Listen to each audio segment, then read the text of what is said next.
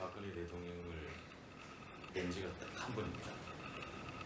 결혼해서 뵌 게 아니고 연창동 한나라당 당사 시절 때 당대표를 하셨고 저는 그 당시 한나라당의 중앙당 전국위원으로 선출이 됐습니다. 그래서 당대표께서 그 선출직 위원들을 초청한 자리가 있었어요. 그때 제가 처음 뵀습니다. 결혼 이후에는 한 번도 못 뵌 적이 없습니다. 연락을 하신 적도 없으신가요? 연락한 적도 없습니다. 결혼 이후에는 축하 전화라든가 올 법도 한데. 뭐 전혀 없었습니다. 우리 대통령께서 신서방이 홀로서기를 해주길 바랍니다.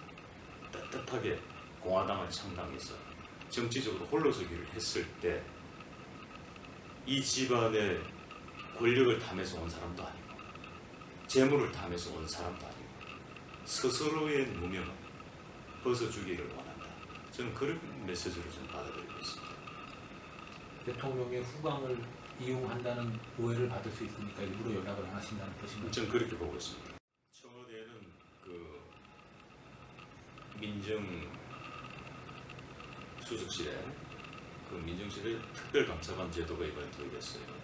그 특별감찰관 속에는 이제 친인척 담당이 있고 하지만 지금까지 저는 청와대에서 민정에서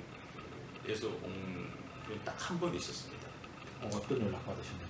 한 번 연락을 받았는데 그때 청와대에서 연락이 와서 그때 공화당을 창당하기 전이죠. 창당하고 난 이후군요. 그래서 파고다 공원에서 만났어요. 그때 아내 생일 때 보내준 축하 하원 사건이 있었습니다. 그게 나의 자작극 아니냐 하는 거였어요. 사적인 관계입니다. 대통령과 여동생의 관계. 공무를 수행하는 게 아니에요. 공무를 수행한다면 홍보수석이나 대변인을 보내서 보냈겠죠. 하지만 사적인 가족 간의 일입니다. 그렇죠? 그 일 때문에 하고 만났고 그 이후에는 전혀 연락받은 것도 없고 나는 청와대 특별감찰관에서 나는 감찰 대상에서 난 제외된 사람이 아닐까 난 그렇게 생각하고 있습니다. 근데 직접 대통령께 확인하라 그랬어요. 저는 대통령 직접 확인해봐. 일단은 그 당시 사건을 되돌아보자면은 그때 일본에서 녹화하는 날짜는 약 작년 7월 30일 정도로만 기억을 합니다. 그때가 작년이 종전 70주년, 한일 수교 50주년이었어요. 그래서 일본의 주니치 아사히 신문하고 아내가 특별 대담을 합니다. 그게 이제 일본에서 많이 전파가 됐지요. 근데 이제 그때 깜짝 놀랐던 부분은 사실 제가 생각했던 이상의 강한 발언이었어요. 근데 가장 중요한 핵심 취지는 위안부 문제였죠. 가장 큰 문제가 됐던 위안부 문제고 또 천황 폐하 발언이었어요. 그 두 개가 가장 쟁점화됐던 문제였는데 저는 너무 강하다고 생각했어요. 그 녹화는 1시간 반 동안 그 현장에 있었기 때문에. 근데 그때 분위기는 그 한일 제일 교포들 몇 분이 있었습니다. 지인들이 겁니다. 역시 박정희 대통령의 딸이라고 했습니다. 깜짝 놀랐어요. 저. 본인의 가슴 속에 있는 얘기를 끄집낸 겁니다.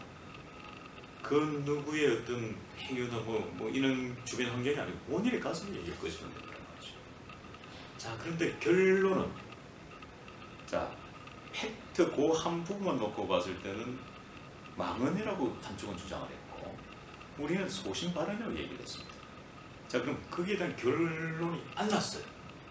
거기에 대한 결론에 대해서 누군가는 평가를 해줘야 되죠. 그럼 국익을 위해서 누군가가 하나가 촉매제 역할을 해야 된다는 거죠. 희생을 감수하고. 거기에 아내가 결정을 했다고 나온 거예요. 한일 외무부 장관 합의서가 가장 역대 정권 중에서는 진일보된 합의서다. 난 이렇게 평가하고 싶습니다. 그분들의 피해자 입장에서는 나는 당연히 할 수 있는 행위라고 봅니다. 거기에 대해서는 저는 그분들의 행위에 대해서 비판하고 싶지는 않습니다.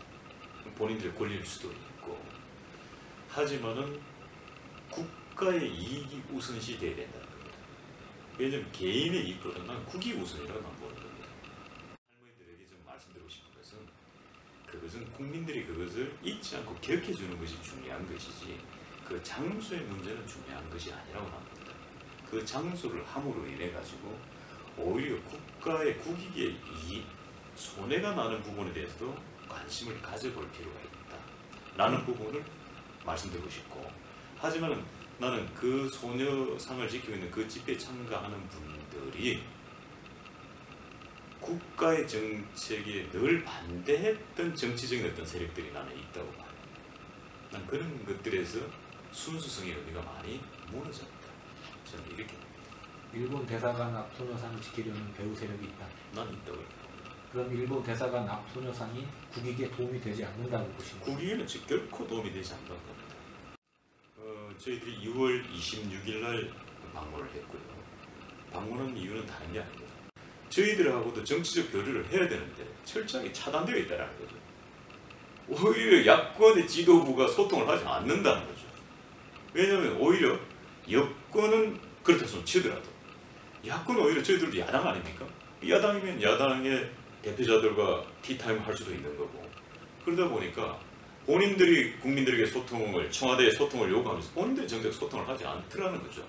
그래서 저희들이 양산으로 전격 방문을 했죠. 우리 공화당과도 정책 교류를 통해서 총선이나 대선에서 우리하고도 연대할 수 있지 않느냐. 우리는 언제든 연대할 준비가 되어 있으니까 우리 문호는 열려 있다. 그러니 우리와 정치적 교류를 하자. 이 메시지를 전달하고 온 것입니다.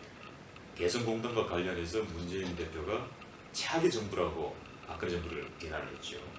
그때 제가 SNS를 통해서 마치 문재인 대표의 발언은 북한 김정은 대변인을 보는 것 같다라고 했습니다. 그런데 그게 사실 개인적으로 가슴이 아프더라고요. 정치적 입장에서 공격을 해야 되는 입장이에요.